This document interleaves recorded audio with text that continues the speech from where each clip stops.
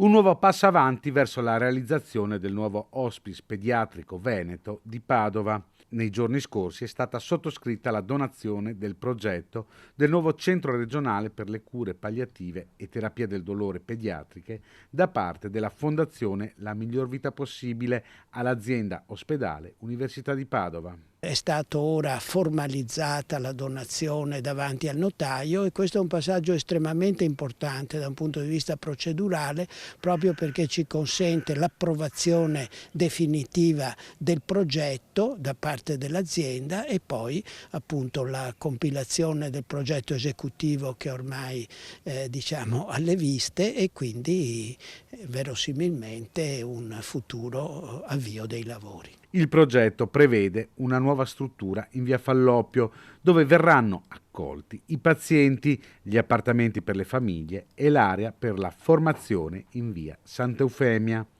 Ora dovrà essere elaborato il progetto esecutivo che dovrà essere approvato e ci sarà anche un passaggio in Consiglio Comunale per il mutamento di destinazione dell'edificio di via Falloppio. Per abbattere il più possibile i tempi abbiamo assunto quest'onere non indifferente per la Fondazione di offrire il progetto, cosa che ha consentito di risparmiare anni di